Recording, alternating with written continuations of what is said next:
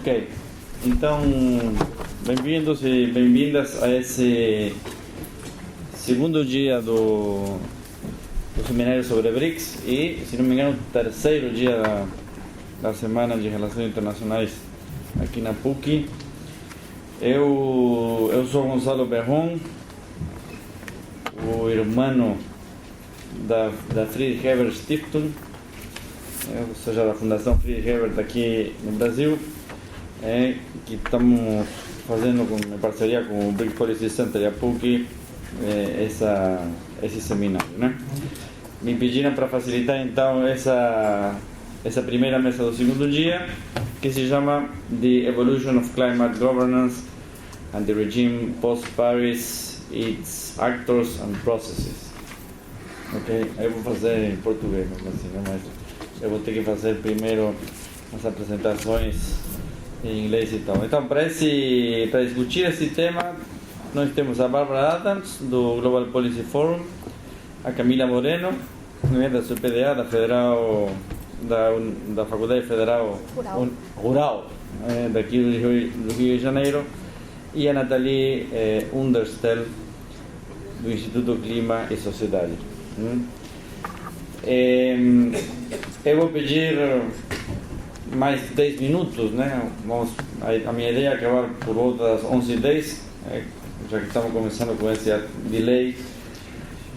E a ideia é ter uma primeira rodada de apresentações, uns 15 minutos, cada uma de vocês, depois fazer umas rodadas sucessivas de perguntas e intervenções.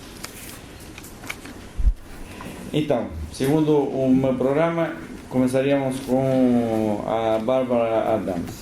Eu vou apresentar aqui, ler quem é a Barbara. Who is Barbara? So Barbara Adams is chair of the board of Global Policy Forum and serves as a senior policy advisor.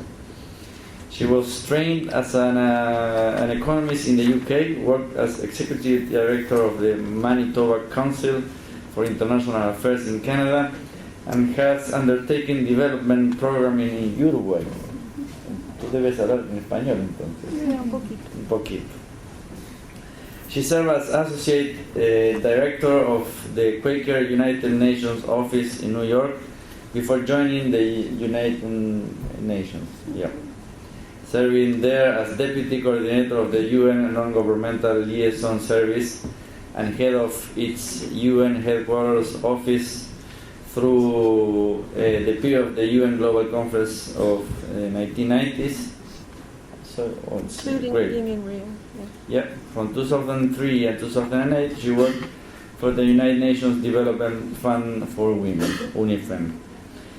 Her experiences have also included being a member of the President of the UN General Assembly CSO Task Force for MDG 2010 Summit. And they didn't listen to me. They didn't listen to her. Yeah, well, that's something.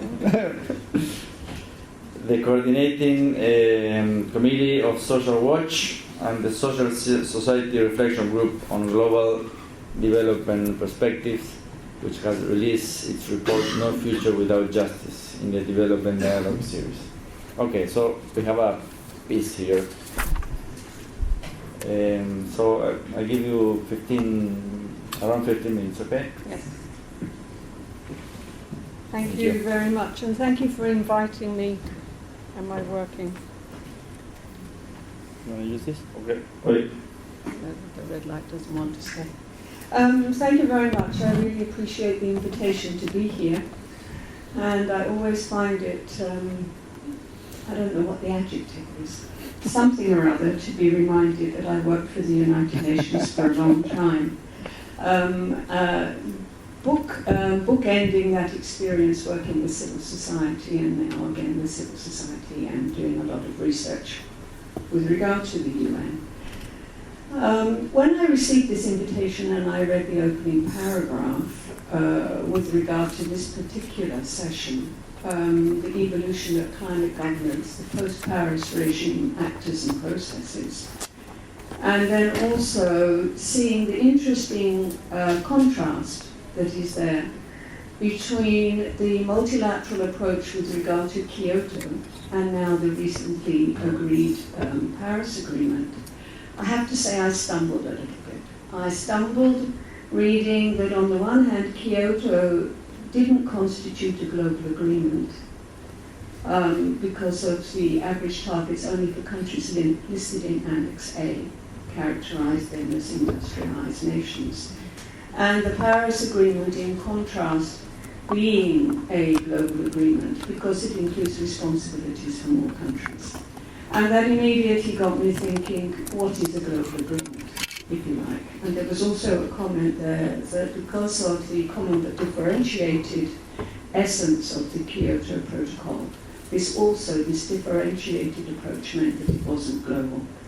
And I suppose I feel immediately that the reason why the Kyoto Protocol wasn't global was not because of differentiated responsibilities. And the discussion yesterday in one of the panels about the importance of human rights, I think, went very much to some of those kinds of comments. But that rather the reason why Kyoto wasn't global was because some countries didn't join it, the US, and then other countries stepped out of it. And stepped out of it without any sanctioning mechanism, so to speak. There was no penalty with regard to it. So although we were looking at something which is a binding agreement, nevertheless, there was no compliance in terms of binding. And again, the discussion that took place yesterday with regard to the issue of environment processes also being economic, I think we have to look immediately at the fact that there are a number of other binding agreements which do have compliance mechanisms, that do have sanctions. So we have a hierarchy already amongst global agreements, if you like. And it's the hierarchy that has a lot of impact on what actually gets implemented and what actually has a claim on public money and the public purse. And so then let's come back to the Paris Agreement. The Paris Agreement is seen to be globally, it's global, it's signed, it's ratified. There's been a rush, as it were, to ratification.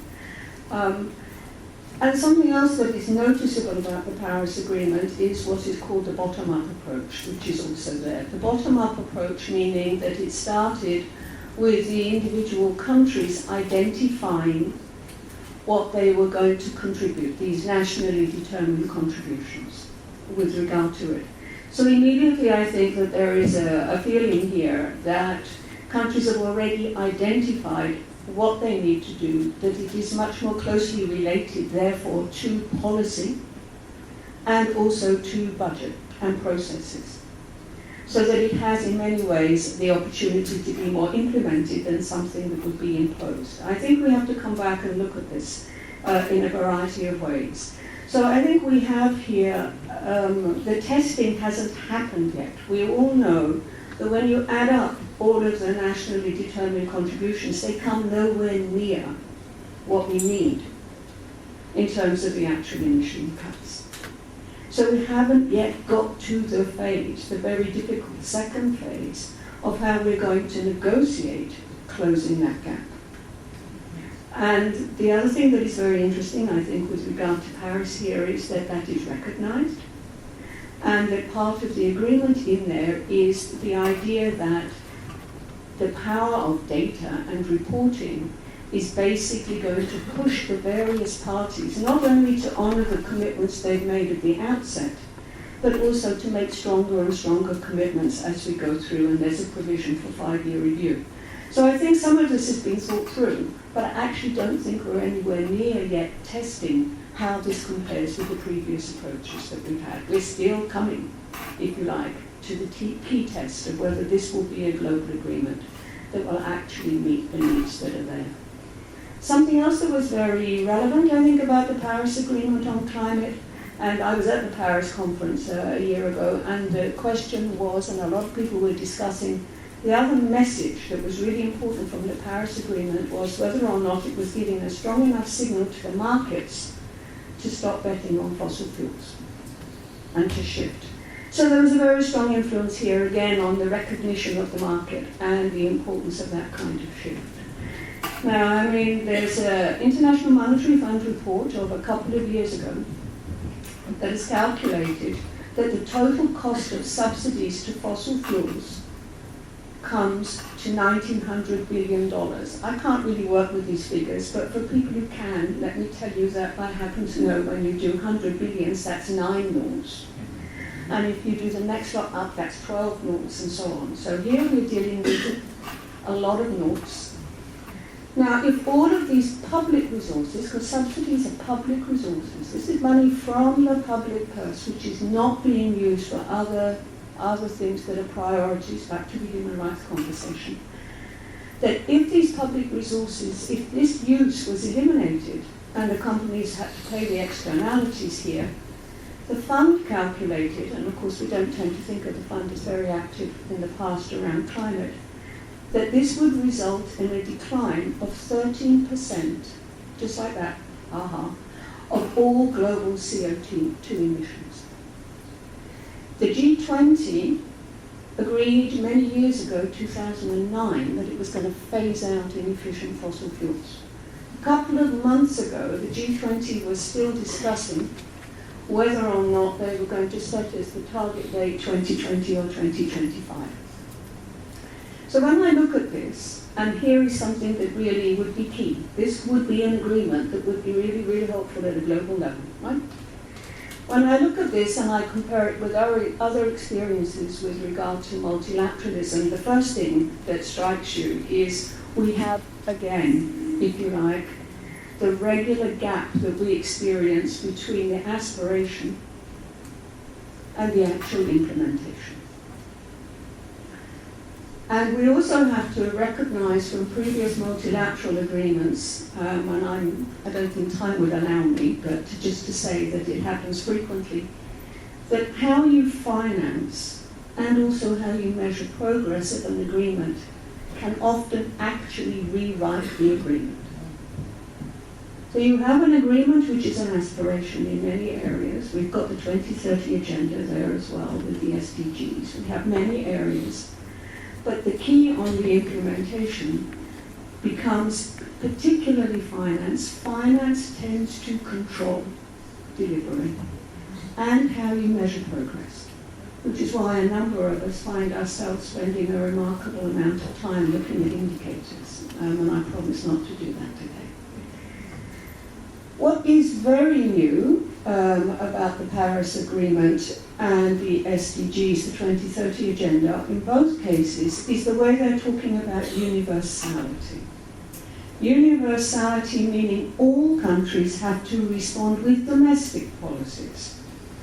We haven't always had that approach.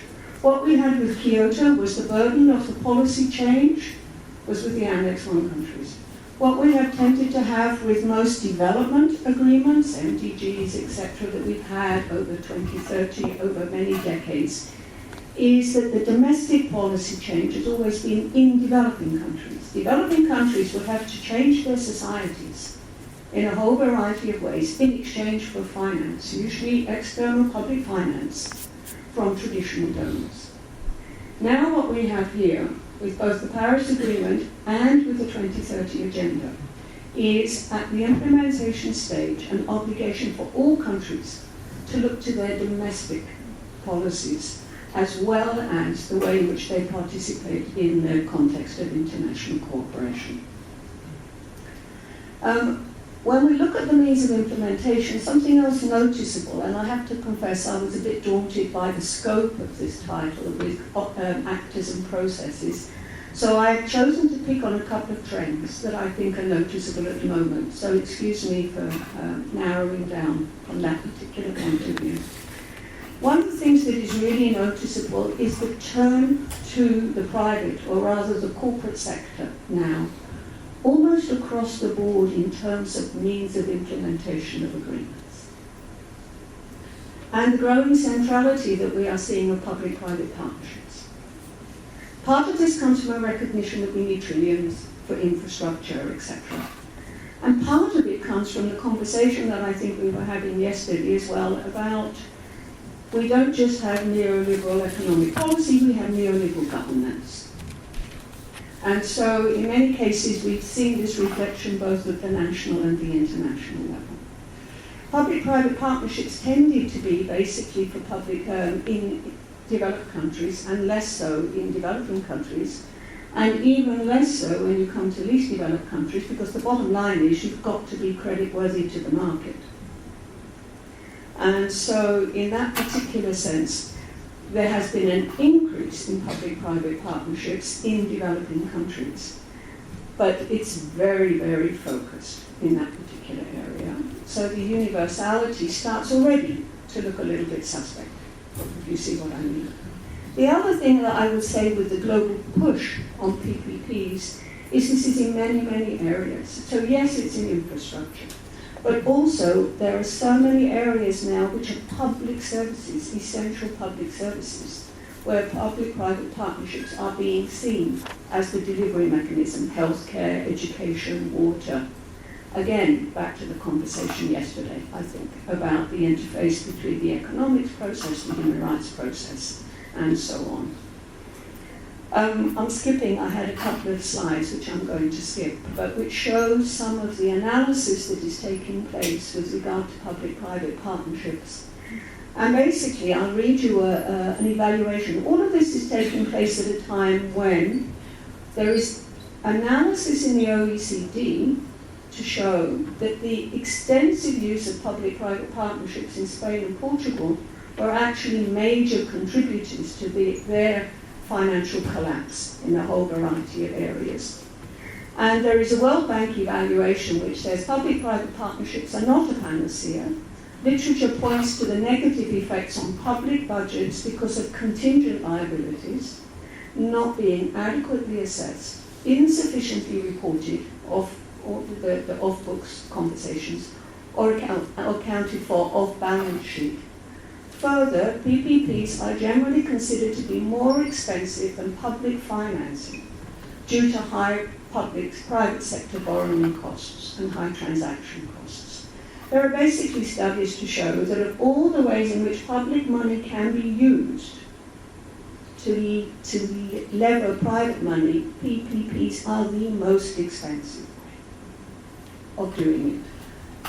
I mean, bonds would be even cheaper. So there's a lot of information. So we have this push to use public-private partnerships as the key means of implementation on really important agreements at the same time that we have analyses to show that maybe this hasn't been working so far.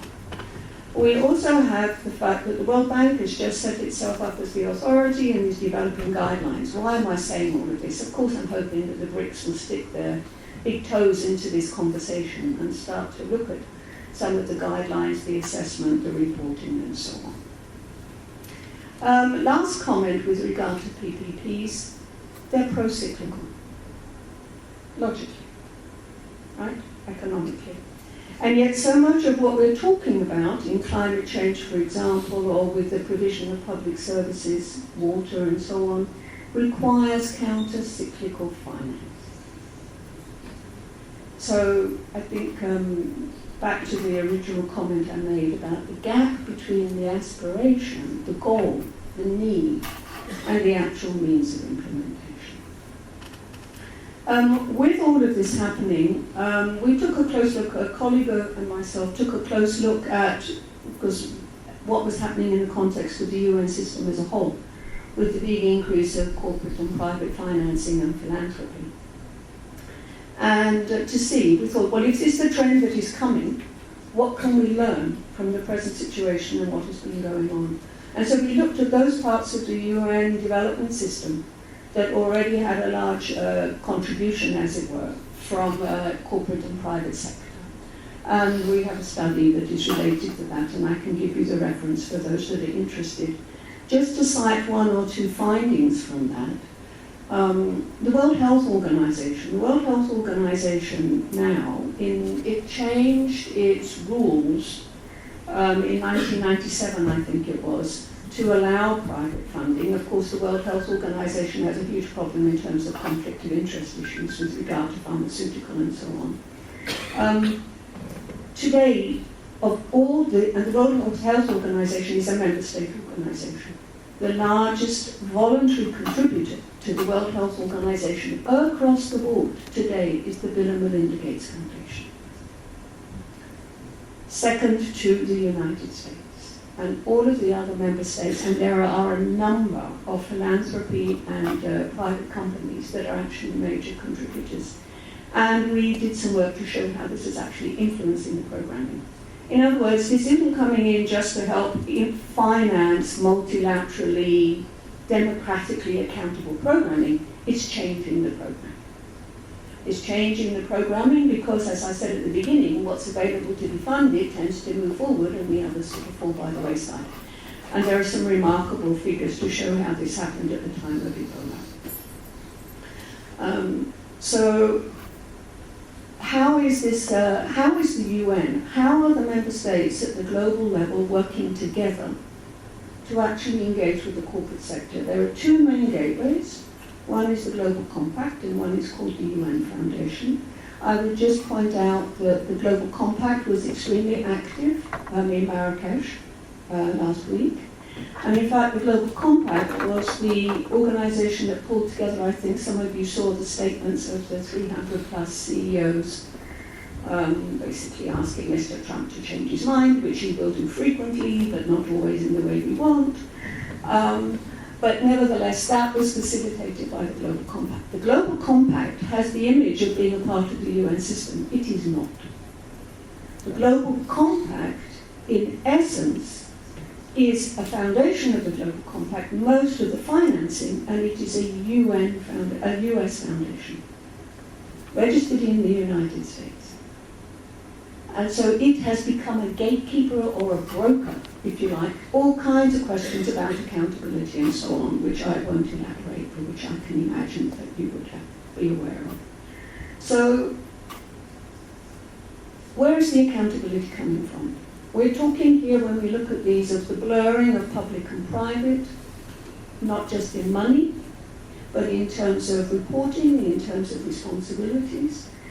More and more and more, we're hearing about the essential and important role of civil society. And yet here we're finding that so that we have an emphasis on more transparency. Give us more information. There are a lot of initiatives on information. We're getting drowned with information. As if all you have to do is to provide the information. And then civil society, under-resourced and clearly very diverse civil society, somehow or other is supposed to pick up on all of this and create the political momentum to actually make sure we have accountability. At the same time that we're hearing about all of this pushback and more regulation and more control and more attention to civil society. I mean, on the one hand, that's not really a surprise. If parts of civil society are being put and expected and playing a very difficult role, then it's also part of the actual contested space that is happening in a whole variety of different ways. One last, I think I'm going to get a signal quite soon, so I've got one last overall point and then a couple of wrap-up comments.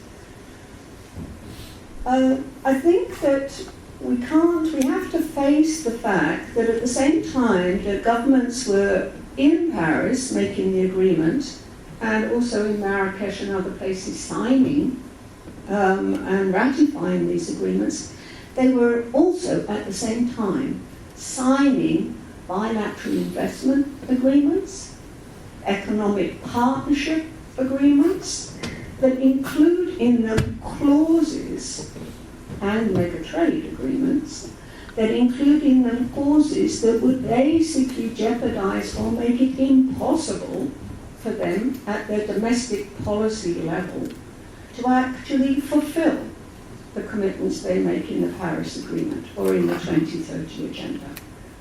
These various different legal agreements and treaties include in them a clause related to how you settle disputes. There is something called an investor-to-state dispute settlement mechanism.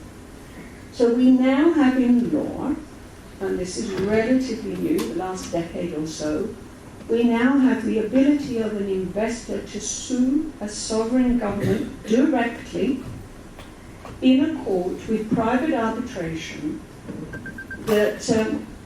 So if the government is introducing new legislation that the company judges is going to harm its present or even future not yet made profits.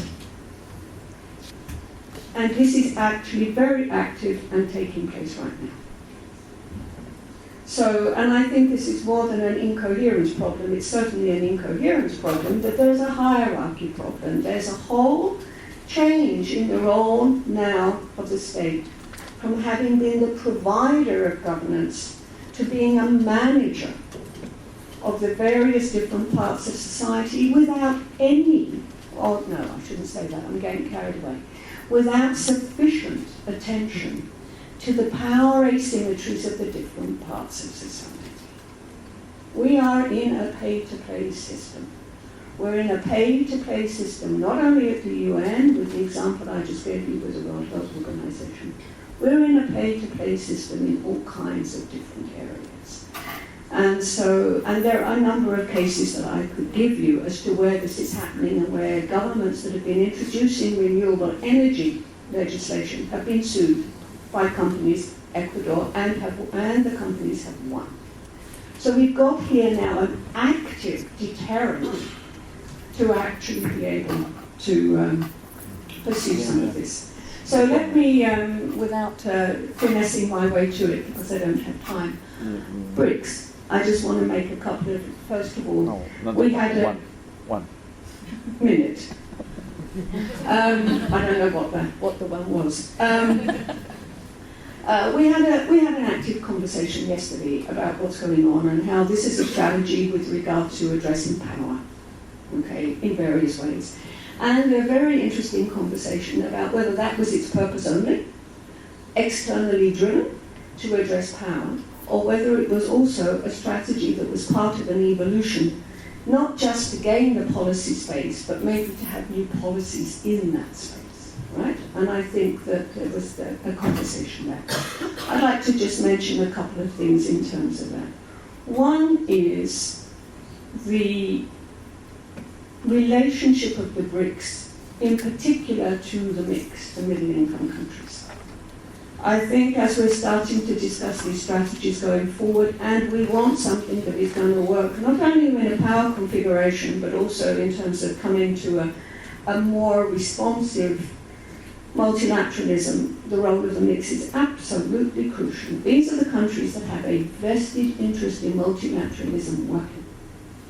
And so I think some strategies to look at that area would be very interesting. I had a lot of questions about how much is domesticated and so on, which I won't ask. Very short agenda that I think would be really important. One is create the leadership that's needed on the fossil fuel subsidies in the G20 as well. Two, join the pay-to-play system. Get involved with the WHO. Get involved with UNDP. It will not cost that much money. And frankly, I can't believe I'm saying this because I don't like the pay-to-play system. Pay and play. But pay and play in a slightly different way. The extent of the action is not just more seats at the table, which seems to be the current approach with regard to reform, but to actually change what's on the menu. Thank you.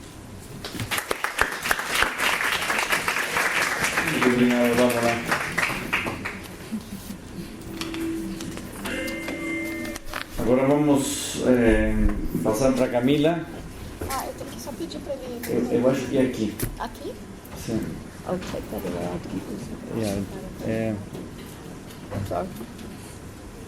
Enquanto resolvemos esses problemas técnicos, eu vou apresentar você, tá? Então, Camila Moreno. Camila Moreno is a researcher, bachelor in philosophy and law, postgraduate student in sociology at the UFRRJ. She works in organizations and social movements in Brazil and Latin America for 15 years in themes about the biodiversity and climate.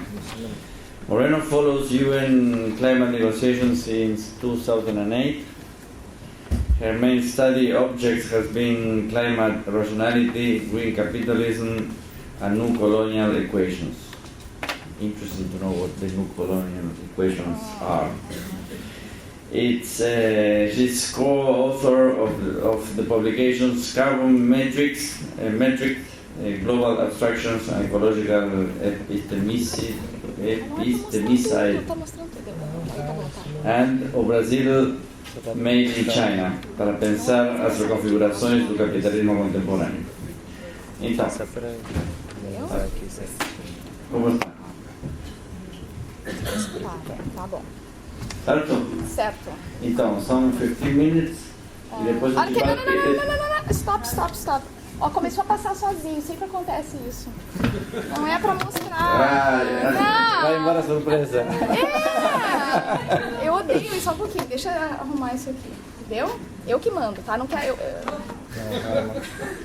Não, assim... É um slideshow, né? Eu não quero slideshow, é assim, tá? Obrigada. Não, mas não é assim, né? Porque esse aqui, na verdade, é aqui, tá? Então são 15 minutos e eu te passo um cartão depois. Tá bom. E 5. Em português ou inglês? Português. Tá. Bom, vocês vão ter que me desculpar um pouquinho, porque eu estou ainda chegando de Marrakech. Acho que esse seminário tem uma tônica muito especial, porque aqui tem várias pessoas que estavam em Marrakech, né? Eu estou vendo aqui a Maureen, a Alice, a Nathalie, eu, acho que a Anatônia também esteve aqui ontem, né? Todo mundo pôde observar ao vivo e a cores, né, o que recém aconteceu. Pois bem, pensando então como introduzir essa conversa hoje de manhã sobre o regime pós-Paris, atores e processos, né?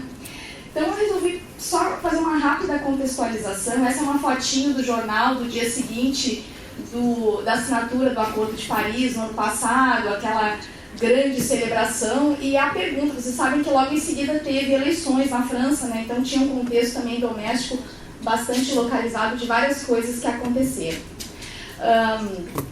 Mas eu acho que uma coisa que é uma tônica que eu tenho marcado, né, em toda essa reflexão sobre o clima, eu acho que talvez vocês tenham visto ontem com a linha de tempo, desde a Conferência de Estocolmo em 72, que lança, né, todas as bases para a construção do que vai ser essa grande agenda global lançada em 92, é a necessidade no mundo, principalmente no mundo depois da Guerra Fria, ou depois do fim formal da Guerra Fria, com a queda do Muro de Berlim, de construção de uma narrativa unificada.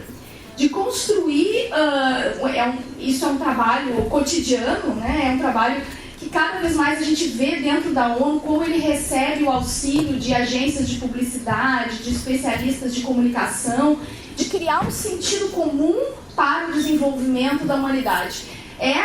O underline, né, o que subjaz também ao discurso do desenvolvimento, que é o discurso que propiciou e no qual se ancorou toda a ordem mundial construída a partir do final da Segunda Guerra Mundial. Então, hoje em dia, a gente não questiona que existem os developed countries, né, os que já se desenvolveram, e nós que estamos ainda developing, né? Então, nós não somos acabados, não estamos perfeitos, não somos ainda aquilo que outros já são. Então, isso é uma narrativa linear, hegemônica, hiperocidental, etc. Vocês devem discutir bastante. Esse cartoon eu achei interessante porque ele coloca de uma forma irônica, né, como toda essa aposta na agenda climática, ela simplesmente também convenientemente desvia a atenção para as várias das questões que hoje realmente mobilizam as pessoas politicamente on the ground, né?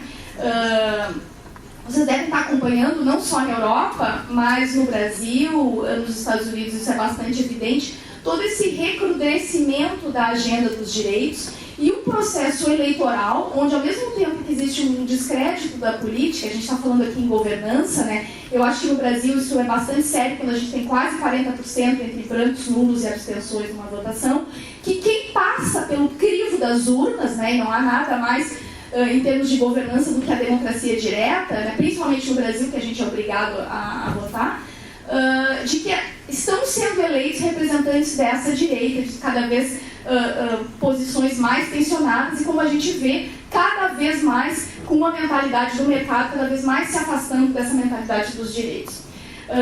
Pois bem, depois de Paris e o ataque de 11 de novembro, com toda aquela repercussão que teve os assassinatos, etc., toda aquela comoção, agora essa primeira COP depois do Acordo de Paris começa eclipsada pela eleição do nosso amigo Donald Trump, né? E como isso também catalisou todos os debates em Marrakech.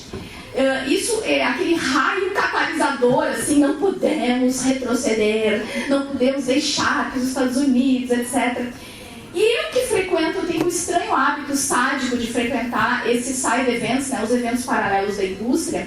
Era muito impressionante como a tônica era: agora, mais do que nunca, precisamos nos unir, é a humanidade que está em jogo. E falas do tipo, as lágrimas, né? Porque isso tudo também tem assim, todo mundo faz cal, né? Lá em Laranjeiras, né?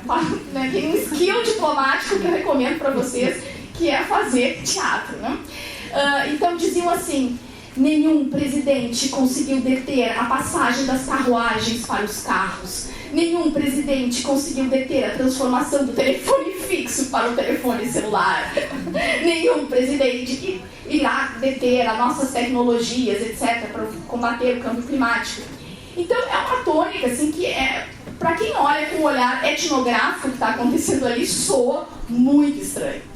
Primeiro porque a gente sabe que não existe uma divisão entre essa elite política que agora, né, está no poder, sempre esteve, e podem trocar, né, alguns dos campos de onde vem, mas elas respondem a um complexo tecnocrático, né, tecnocientífico, que é militar, né? E eu acho que isso cada vez fica mais claro com o debate sobre a mudança climática. O que está na ponta das agendas de inovação, né, o que financia, isso vem sendo assim também desde o final da Segunda Guerra Mundial, onde se coloca o dinheiro para realmente promover os grandes saltos em acumulação, em geração de valor, em mega patentes, é a indústria militar, e tudo que são os offsprings que saem dali, né, vão sendo utilizados.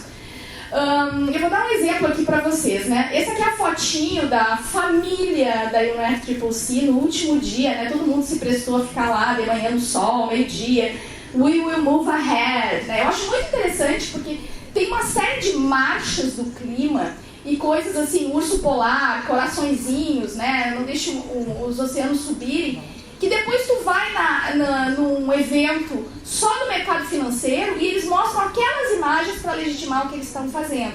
Então, eu acho que tem também uma construção de que existe um movimento que está pedindo isso, né? Então, isso é bastante importante. Mas o mais chocante foi esse senhor aqui, que é o primeiro-ministro de Fiji. Vocês sabem que Fiji vai ter a presidência da próxima COP. O nome dele é Frank Bainimarama. E ele fez uma fala nas últimas horas da COP, conclamando os 196 países, dizendo, a pedir aos Estados Unidos ajuda. E ele disse assim, ó: contamos com o seu pragmatismo. Olha Pierce aí, para quem gosta, né? Para os Estados Unidos. As well as your commitment to international community. E ele fez daí uma alusão à intervenção dos Estados Unidos na área do Pacífico na Segunda Guerra Mundial, e diz assim: I say to the American people, you come to save us then, and it's time for you to help us to save now. Né? O que é para mim muito chocante? Esse senhor, ele é um militar, ele deu um golpe em Fiji em 2006. A Fiji é o país que per capita mais exporta, como chamam os Peace Corps, né, os voluntários para os corpos de paz da ONU. Eles têm fijianos, né, essa elite militar que controla o país, na verdade, negocia na Somália, na Líbia. Ele faz um tour, assim, e ele está completamente conectado, a gente, né, se vocês derem um Google aí, com toda uma crescente fusão da agenda de clima com a agenda de segurança internacional. Isso é uma questão que, por exemplo, o Itamaraty sempre tem nos alertado, né, quando a gente também conversa com eles, como isso está ficando perigoso. Porque principalmente esse discurso das ilhas olha, nós precisamos de bases, né, mas não tem nada a ver com uma estratégia militar, tem a ver com nos proteger das cataclismas climáticas, etc. Isso, claro, juntado a mega esquemas também de observação do carbono, né? É um satélite militar, mas tudo bem, a gente vai olhar, é o carbono que está acontecendo ali.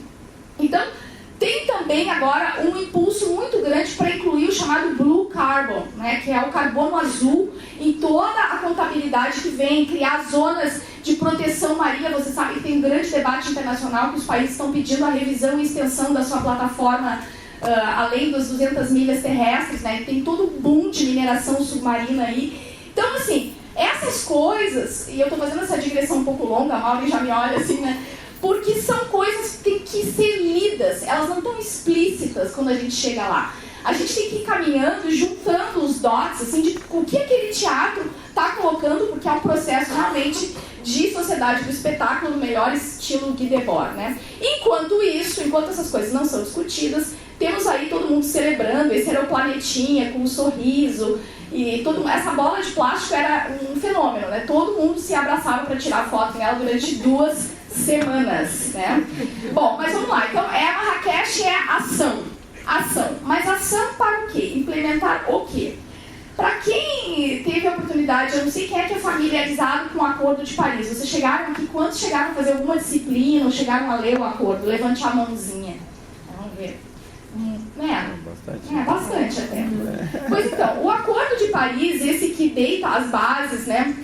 Meu Deus, tem 4 minutos. Para essa governança internacional, ele se apoia numa âncora principal, que é toda uma teoria científica que explica o funcionamento da crise ambiental que é real, que é concreta e que nós atravessamos enquanto humanidade e que pode ser reduzida aos processos do carbono e os seus gases equivalentes, né, em termos de o impacto na atmosfera e no que seria, né, então, o efeito estufa.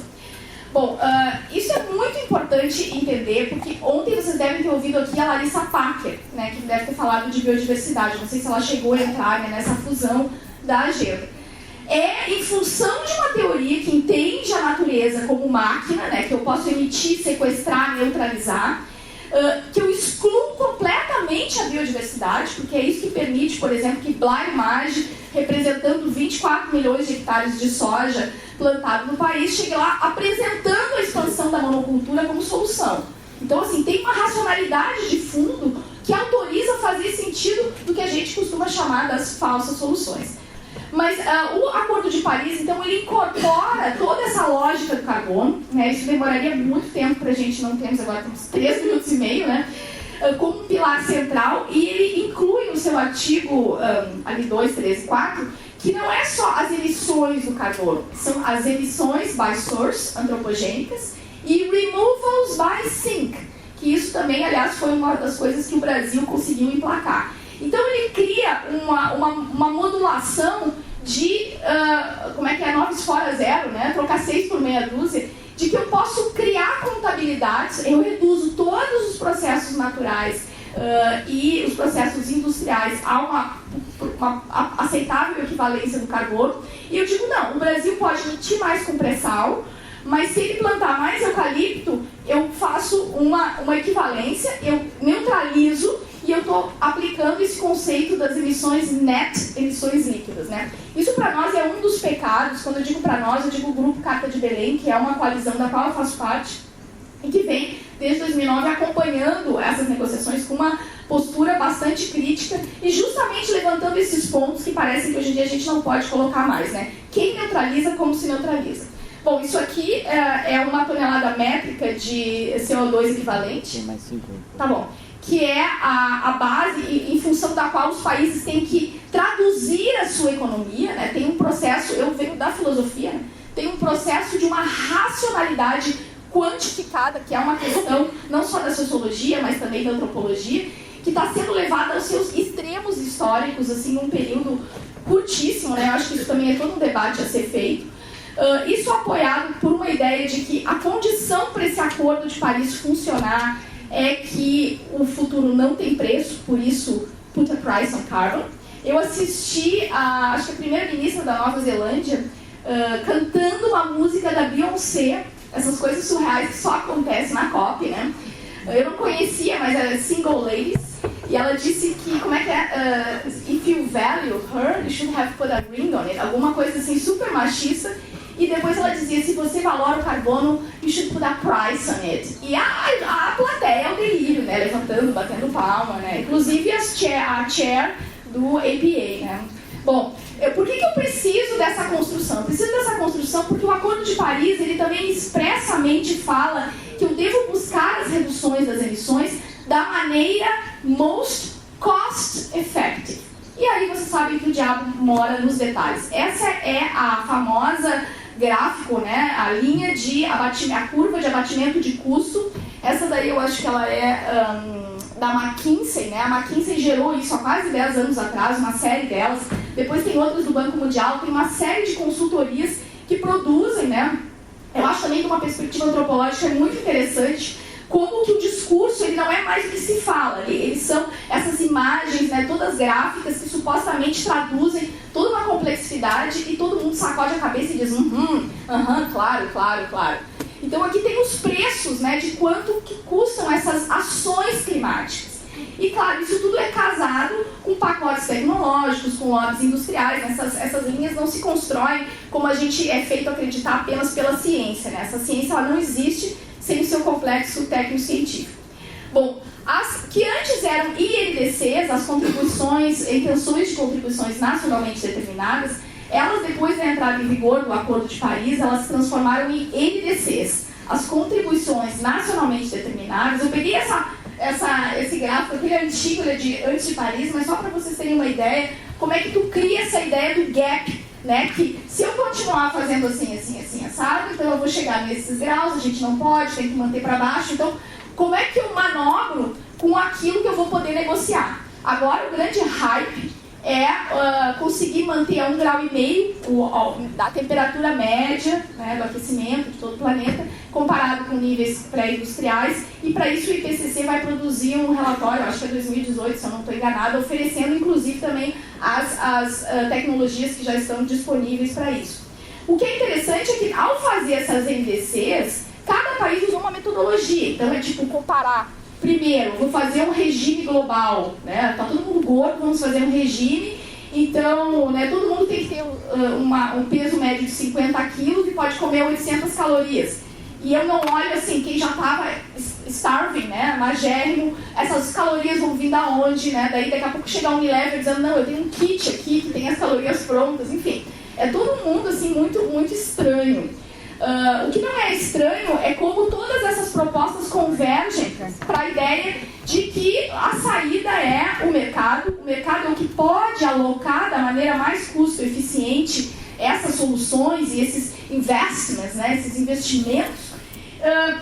Isso é um mapa do Carbon Finance Unit do Banco Mundial, né, onde esses mercados de carbono então, já estão se estruturando, onde eles estão most likely, né, a se já linkar, né, se conectar a partir de esquemas subnacionais. Então, isso também é um longo debate, mas mostra assim, como afora tudo aquilo que a gente imagina do que sejam lindas ações climáticas, tu tem um jogo pesadíssimo de mercado financeiro, né, um discurso constante dessa COP, inclusive de representantes do governo brasileiro, era de que existe esse monte de capital flutuando, recursos flutuando por aí, eles precisam investir, eles querem aterrar.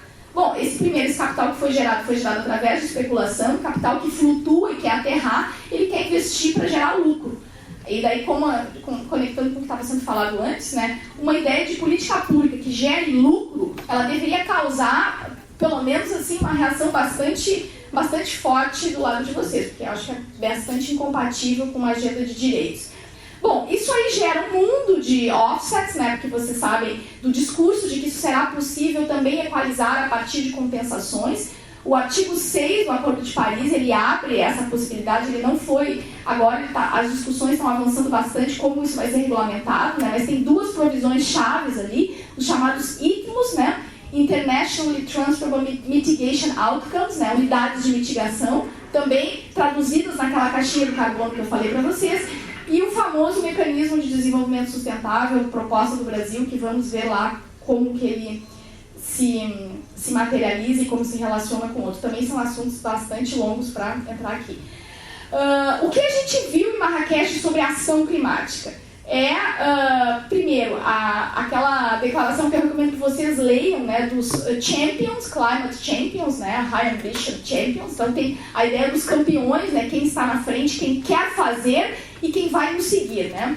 Obviamente, também eles colocam o nome compact, eu acho que é bom também para evocar os países que estão liderando na ação climática. Então são os países que abrem seus cardápios de política pública para esses investimentos, para essa série de novas PPPs, né, que vão nos salvar. Todas elas têm uma conexão profunda com a grande indústria global que está emergindo, que vocês sabem que é Big Data, né? Toda uma infraestrutura de Big Data que também eu só justifico criá-la no mundo se eu tenho uma narrativa do carbono. Eu não vou pagar e usar dinheiro, financiamento público e assumir dívida para, desde fazer altos programas de satélite, softwares, para criar empresas de consultoria, que vão se deslocar com equipes, que vão em territórios remotos, que vão fazer os ecodrones, ecodrone indígena agora, né? Tem uma série uma parafernália conectada com um momento do capitalismo onde a reorganização da geração do valor, ela passa pela produção de dado e controle de dado, né? Então, esse aqui é bem rapidinho um showcase do secretariado da ONU, da convenção, né, sobre o que vem agora para financiamento climático. Aqui tem isso aqui é muito interessante também, que é o Climate Development Compatible Network, né? Então, todo o discurso do desenvolvimento foi reempacotado como Climate Resilient Development, né? Low Carbon Development. Claro que eles têm que ajudar os países e os decision makers a fazer sentido dessa quantidade de informação climática. Então isso abre, como a gente viu na COP, é uma feira de consultores, né? A gente brinca que é a Consultolândia, né? A Consultolândia, inclusive, com as grandes universidades da Ivy League americana, a gente tem Cornell, a gente tem Harvard, a gente tem Brown, a gente tem Stanford, todas elas indo nos países. É impressionante como a história se repete, como foi com a contabilização do PIB no final da Segunda Guerra Mundial, né, durante todos os anos 50 e 60, ajudando-nos, né, porque precisamos de ajuda, a colocar as nossas contas em ordem, a contar o que temos de valor para colocar numa grande nova equação global. Eu conversei com todos esses professores que ficavam lá mostrando, e realmente muito impressionante, porque é um mercado de consultoria com o selo dessas universidades, né, que quando eu vou convencer um governo a investir numa infraestrutura, num financiamento para uma hidrelétrica, num reator nuclear, eu tenho ali o selo de uma prestigiosa universidade americana.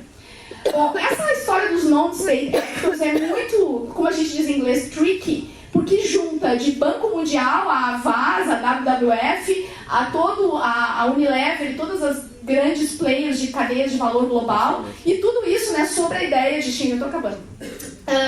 De novo, né, que o showcase é em colaboração com a Philips, com quem mais, né? É muito impressionante que todos os logotipos da Siemens, da Philips, da Statoil, da Noruega, da Total Oil, todas estão por tudo. Isso não é problema para ninguém, assim, apresentando me dá mais 3 minutos só para... isso aqui eu trouxe para vocês agora, eu devia ter começado por aí, né?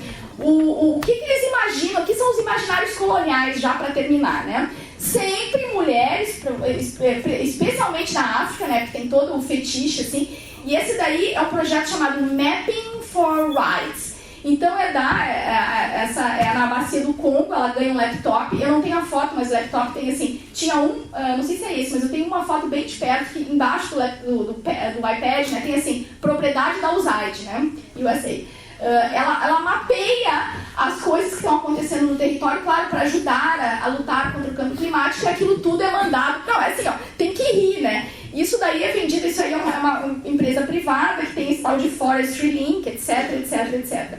Isso aqui é um absurdo, eu escrevi há 3 anos atrás sobre isso, né, o W Plus Standard, um texto chamado Lehman Sisters, né, se os Lehman Brothers fossem Lehman Sisters, porque aqui a ideia, eu preciso comprovar na agenda do desenvolvimento que eu tenho impacto de gênero. Aí eles criaram uma medida que é uma unidade do impacto de gênero que pode ser vendida em mercado, chamado W+. É um stand-alone asset, né? Vendido para empresas que queiram cumprir com a sua responsabilidade social corporativa. Esse Connected Mangroves, isso também, assim, os imaginários, está ali, a camponesa, ela está vestidinha já com a roupinha, laranjinha, etc. Ela está implantando um projeto da Siemens, que tem um sensor no da muda do como é que é mangrove? É do mangue, né? Que manda diretamente para a cloud, né? Para a nuvem. Isso é na Malásia. Tem esses sensores para eles poderem colocar à disposição de farmers, NGO, analysts, authorities, investors, tudo que está acontecendo no território para poder pensar em... Então, sabe, tu fica olhando assim e se pergunta, isso aqui também, essa aqui é ótima, só vou terminar com essa daqui, porque isso aí é uma empresa privada de São Francisco que está oferecendo, é o modelo showcase na Tanzânia, mas para expandir para o resto da África, é Pay as you use solar electricity. Daí eles falam assim como o Uber modificou todas as relações de trabalho, da economia, essa ideia de pagar por quanto você usa de serviços como eletricidade é o que vai bombar na África, então tu pré-paga créditos, daí tu tem acesso à eletricidade. Ora, eu não sei, a gente tinha entendimento que água e energia não são mercadoria, que isso é um serviço público, etc. E, aliás, para que a Tanzânia precisa de uma empresa pública de energia, né? Se eu posso diretamente comprar... Tá bom, já estou acabando. E aqui, para concluir, né, o planeta dos telefones, as mulheres integradas, enfim, as cadeias globais de valor, eu trouxe o Tintim. Vocês conhecem o Tintim? Então, o Tintim, depois de todo o processo de descolonização, teve que ser formal, né? Teve que ser um pouco reeditado, né? Então, tinha ali o Tintim desenhando o mapa da África e falando aqui está a sua pátria, a Bélgica, né? Para ficar politicamente correto, eles trocaram essa cena, depois quando foi reformado, ele ensinando matemática para os nativos, né? Então, eu acho bem representativo de como essa quantificação do mundo e quanto esse discurso que apresenta tudo como números, não, aqui temos o gráfico, aqui nós já calculamos, ele esconde fundamentalmente essas novas equações que estão sendo desenhadas, que estão sendo implementadas e que elas reafirmam toda uma lógica de mundo racista, excludente, que já pré-julga quem já chegou, quem não chegou ainda lá, e que tudo isso vestido sob uma roupagem extremamente sofisticada, científica e de baixo carbono. Ok.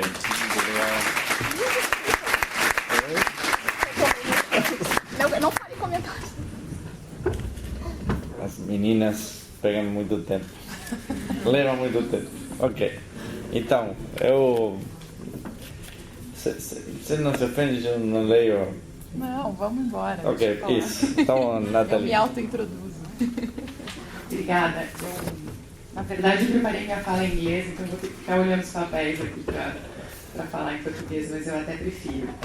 Eu sou Nathalie Interstel, eu, diferentemente das colegas aqui, não sou uma acadêmica, eu venho do mundo de política pública.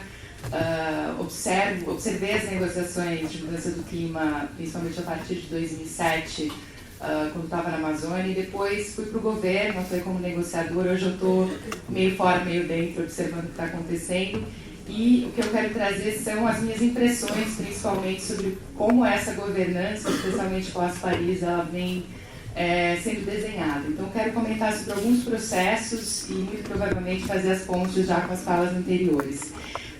Eu quero só começar dizendo que eu acho que esse mundo que foi descrito aqui, né, pela Camila, pela Bárbara, ele não é o mundo do clima, esse é o mundo que nós temos. E todas as disfunções e os problemas que a gente tem nessa realidade são também transportados por espaço climático. Então, um dos pontos, por exemplo, que eu acho muito interessante é essa obsessão por métricas que foi trazida aqui. Me lembra até um livro que eu li recentemente do Al Gore, chamou O Futuro, e lá pelos, não sei que página, ele fala justamente do filósofo inglês Alfred Whitehead, que falava da falácia da concretude deslocada, para falar dessa nossa obsessão pelas métricas de PIB, né? E como isso só continua se desenrolando, e agora a gente tem obsessão por novas métricas, enfim, por múltiplas métricas e tudo mais. Então, eu acho que toda a reprodução das nossas dificuldades, das nossas complicações, dos interesses aí enrustidos, ela vem para esse espaço, tornando aquilo, né, que os geólogos já vêm chamando de uma nova era geológica, o antropoceno, ainda mais difícil de lidar. Então, muito bem, eu quero falar justamente do antropoceno, então, a partir dessa... Precisa mais, tá? Eu quero falar um pouquinho desse chamado novo regime climático. E, por coincidência, também queria desafiar um pouquinho o que veio escrito no nosso itinerário aqui dessa sessão. A Bárbara já fez isso, Caio. Os dois estão ruins. Alô? Pode tocar a bateria? Eu acho que esse aqui está melhor. Sim, vai. Eu também fiquei um pouco, não assustada, mas me senti provocada quando eu li a descrição da sessão, porque falava que o regime anterior, né, ou melhor, o protocolo de Kyoto era o protocolo do mundo de responsabilidades comuns, porém diferenciadas, e que agora a gente estava no mundo bottom-up.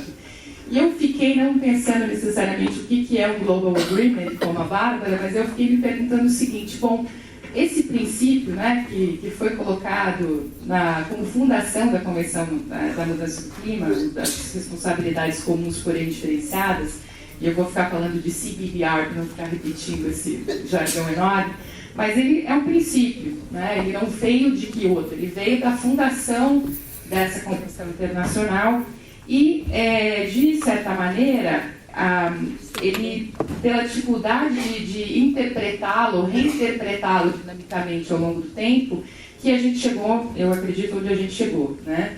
Com países, por exemplo, da Europa, querendo que esse princípio fosse traduzido em espectro de responsabilidades, e aí ao longo do tempo, se você fica mais rico como país, se a sua renda cresce, você vai ter que ter mais obrigações.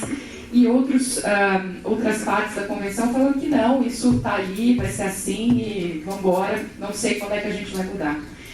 E isso foi mais ou menos um dead end, né? Porque chegou um momento que as partes tiveram que repensar esse modelo. O Brasil teve uma contribuição muito interessante de falar, olha, a gente precisa tratar isso de uma maneira evolutiva, sim, né? Pensando que o mundo desde 92 evoluiu pra caramba, mas a gente precisa também considerar a prática disso, né? Se eu evoluir para determinado tipo de responsabilidade, eu vou poder também voltar, né? Se o país empobrecer, o que acontece? Então teve uma longa discussão, acho que os últimos anos, entre Copenhague em 2009 e o ano passado, foram particularmente difíceis nessa construção, e o que aconteceu foi que, em vez de dar sequência ao modelo de tables and timelines, né, que era o modelo do protocolo de Kyoto, com, né, metas, e aí eu me lembro de longas noites negociando literalmente tabelinhas, em que países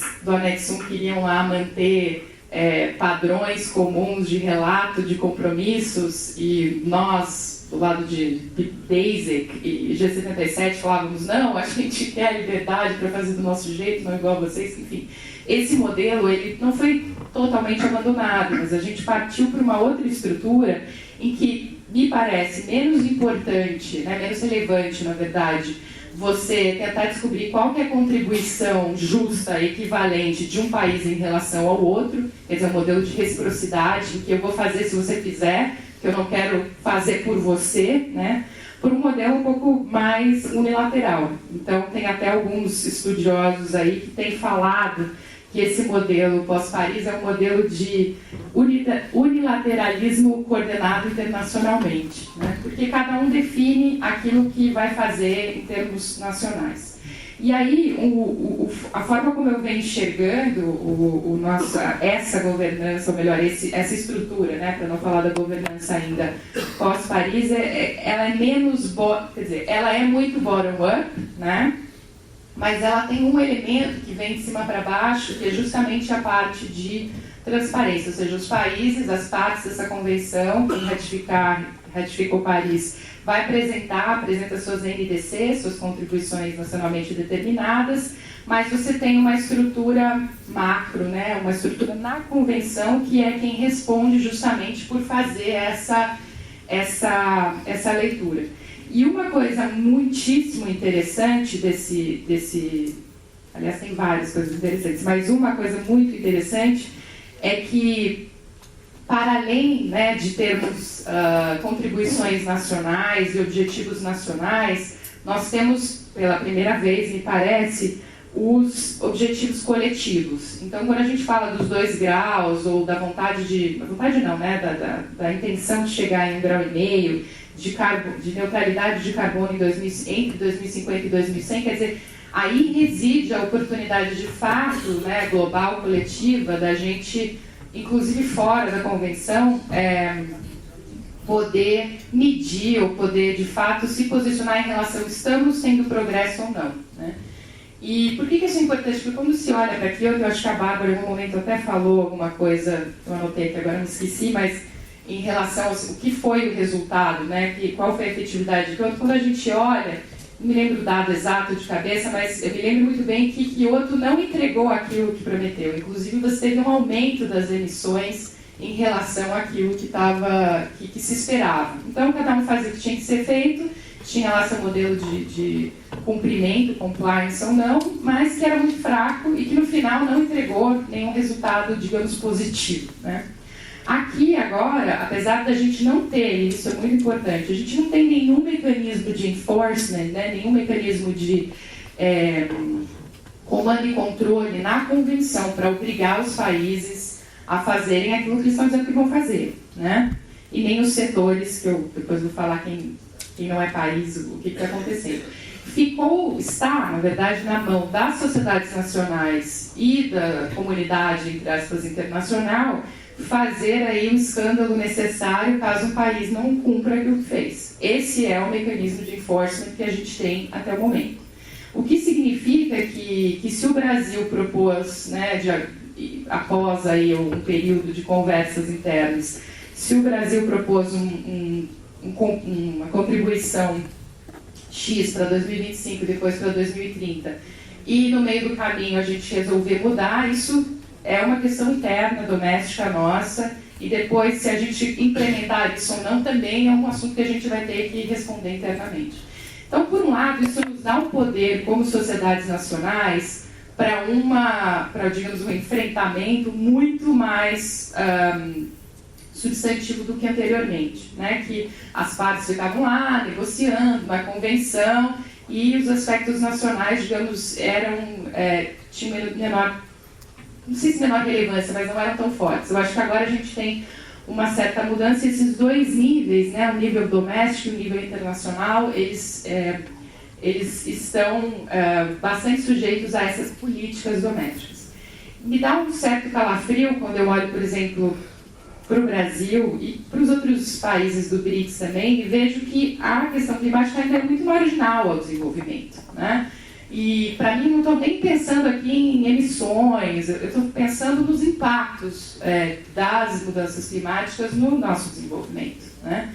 Quem é que está olhando hoje para pensar se o modelo energético nacional ele considera ou não considera os impactos projetados aí de redução de chuvas no norte do Brasil, de aumento do nível do mar nas comunidades costeiras, o que isso quer dizer para as cidades? Quer dizer, toda uma outra conversa de que desenvolvimento a gente vai conseguir fazer nesse antropoceno, mas não daqui 100 anos, o de agora, o de daqui 10, 20, 30 anos. Então, sendo ainda muito marginal, enfim, estando esse assunto na periferia, a gente ainda não tendo uma estratégia de fato de lidar com ele, eu acho que há uma grande preocupação. Então, um ponto é esse, quer dizer, a importância cada vez maior dos atores não estatais e particularmente domesticamente. Um outro ponto que eu venho estudando com bastante carinho é por que alguns setores, principalmente importantes no comércio internacional, por que eles estão fora, né, do Acordo de Paris. Eu estou me referindo aqui principalmente à navegação internacional e à aviação civil, internacional também, mas também toda a parte de petróleo, gás e carvão, né? Então, primeiro eu vou falar dos bunker fuels, que são esses setores de transporte, depois quero virar um pouquinho para esse outro lado aí, que não é só um elefante grande na sala, mas é o grande elefante, 80% das emissões globais. Mas, bom, primeiro em relação aos setores de navegação marítima e aviação civil, eles, por ter uma dificuldade grande até de saber, né, de quem é a responsabilidade quando se tenta traduzir para nações, ou seja, um navio que sai do Porto de Santos, mas vai para o Porto de Xangai, na China, e ele vai ter uma determinada emissão, não só de gases, de gases daquele de estufa, além de todos os outros, de quem é a responsabilidade por essa emissão. É do Brasil, é da China, não tem nada a ver com países, enfim, de quem contratou o navio, de quem construiu o navio. Enfim, tem toda uma dificuldade inerente a esse setor de se contar de quem é a responsabilidade e, mais ainda, de progredir para um modelo mais eficiente energeticamente, etc., porque os combustíveis são os tais bunkers, né? Eles são muito, muito, muito poluentes, não só com relevância para a mudança do clima, mas também para a saúde pública, etc. Enfim, vou me conter aqui para não entrar nessa área que também é muito interessante. Mas esses setores, eles, até Paris, eles vinham com tinham algum contato entre as suas organizações internacionais, a OIM, a OACI e a Convenção. Após Paris foi silenciosa, não falou nada para esses setores. E simplesmente deu a eles um mandato para fazer aquilo que eles acharem que deve ser feito. Então a gente está numa situação um tanto delicada, porque esses setores eles não têm nenhuma obrigação, nem mesmo de relatar para a Convenção nesses novos processos o que eles forem fazer. E, bom, no caso da aviação civil, eles determinaram uma visão que a partir de 2020 eles vão ser neutros em carbono, ou seja, definiram que não é nem uma visão de longo prazo, é a partir de já, quase já, né? E a partir disso vão compensar suas emissões, acima daquilo que eles já emitem hoje. Então, vão fazer um uso pesado aí das compensações, porque entendem que é muito difícil para eles descarbonizar, enfim, dependem de uma inovação tecnológica que ainda não está madura, né? Muito bem, então eles vão fazer isso agora. Quem é que vai fiscalizar? Quem é que vai olhar para eles e falar, bom, e aí, vocês estão fazendo, ou isso é bom, isso é ruim, ou, sei lá, essa compensação está se dando de uma maneira interessante ou não? Não sei. Não tem uma definição. E quando a gente olha, por exemplo, agora, lá em Marrakech, as discussões eram, bom, tá bom. Essa é a situação. A gente não, é um bottom-up que não tem um up. Então, é até uma certa fuga aí da própria noção de que a gente tem um sistema, né, que é ligado a isso. Mas talvez mais, pelo menos para mim, né, mais importante é que quando a gente olha para o Acordo de Paris, enfim, não só para ele, mas para tudo que a gente discutiu nos últimos anos, sempre se dá muita relevância para alguns setores, né? Então, esses setores que eu mencionei agora, a própria parte de florestas, uso da terra e agricultura, quer dizer, são áreas que a gente pode trabalhar, que a gente tem como realizações, e sem dúvida são, acho que eles não têm que ser invisíveis ou não têm que ser tocados, não é por aí. Mas quem é o grande elefante, grandão, é o setor energético, nem energético, vamos colocar aí petróleo, gás e carvão. E a gente olha para Paris, se eu não me engano, da última vez que eu olhei, posso estar enganada, mas a gente não tem nada falando disso lá. Então aquilo foi lembrado pela Bárbara de que o G20 começou a trabalhar com a ideia vou chamar de ideia ainda, de reformar, né, os subsídios para combustíveis fósseis. Muito bem, muito bom, mas isso não vem para o centro da Convenção do Clima, né? E aí eu quero trazer esse ponto não para dizer, não um denuncismo de que, não temos, etc., mas para lembrar aquilo que está acontecendo fora da Convenção, num outro tipo de bottom-up que me parece ainda mais importante, é o que eu pessoalmente vejo que está virando o jogo, que são os movimentos que, em vez de negociar com o setor privado, né, dessa área, petróleo, gás e carvão, para que eles sejam mais eficientes, para que eles sejam, digamos, estejam mais envolvidos e etc., e que considerem, enfim, que a discussão climática existe, são os setores que estão falando, olha, aquilo que vocês têm são ativos encalhados, porque dentro dessa lógica, né, de 2 graus, de 1,5 grau, isso que vocês têm não tem o valor que vocês imaginavam que tinha antes, e, portanto, a gente vai bloquear todos os possíveis investimentos, todos os possíveis, enfim, negócios associados a isso. Então, a gente tem um movimento global que nasce de fato no chão, de fato de baixo para cima, né? A Naomi Klein vem chamando isso de bloqueia, que é justamente, por exemplo, o pessoal do Keystone XL lá nos Estados Unidos bloqueou um pipeline, né?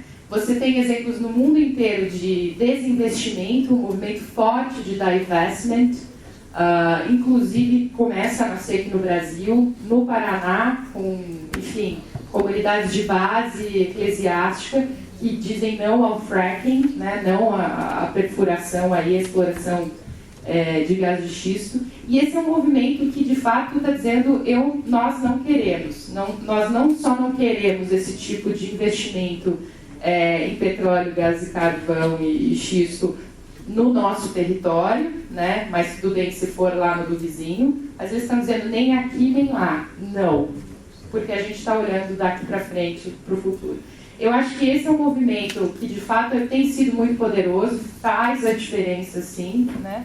E que, ao longo do tempo, pode nos ajudar a construir um espaço para a gente, de fato, negociar aquilo que hoje não tem espaço para negociar e que a Bárbara falou aqui, que é o How to Negotiate Closing the Gap. Né? A gente não tem espaço hoje, tudo bem, temos processos, né? Mas eles estão olhando só para o nacional. E se uma nação como a Arábia Saudita, os Emirados Árabes, a Nigéria, os Estados Unidos, a China, não quiserem tratar nas suas contribuições nacionais desse tipo de coisa, não vai ter nada na convenção que nos permita fazer esse tipo de negociação. Então, essa é uma negociação que mais e mais deve vir né, de fora.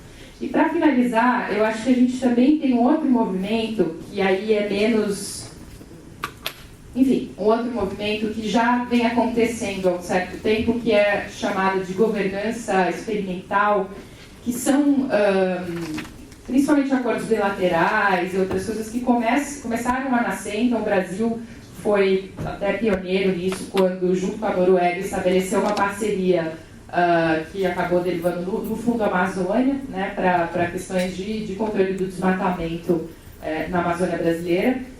Mas outros tipos de parceria desse tipo, focados em tecnologias, então a Índia e os Estados Unidos focando em energia solar, a China e os Estados Unidos falando de tecnologias limpas.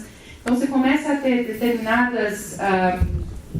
determinados arranjos também que vêm de fora, que não vão ser controlados por esse órgão central que é a Convenção do Clima, mas que podem ajudar a levar a implementação adiante com recursos específicos, com uma certa customização daquilo que é necessário. Então, é um cenário de bastante fragmentação, por um lado, a gente vê envolvimentos muito heterogêneos e, ao mesmo tempo, não necessariamente com o mesmo foco setorial ou foco temático. Né? Talvez a única coisa que liga realmente todas essas ações justamente a ideia de que a gente tem um desafio enorme, um problema super complexo e que existe aí um objetivo coletivo que é a limitação de 2 graus. Com todas, e eu respeito bastante essa visão que foi trazida aqui, com todas as dificuldades, com todos os contrabandos possíveis nessa pauta, né? Tem muita coisa bastante estranha acontecendo, mas de todo fato o desafio está aí. E, enfim, eu acho que essa geração, a minha geração, a geração de quem está aqui, tem que lidar com isso mesmo. Obrigada.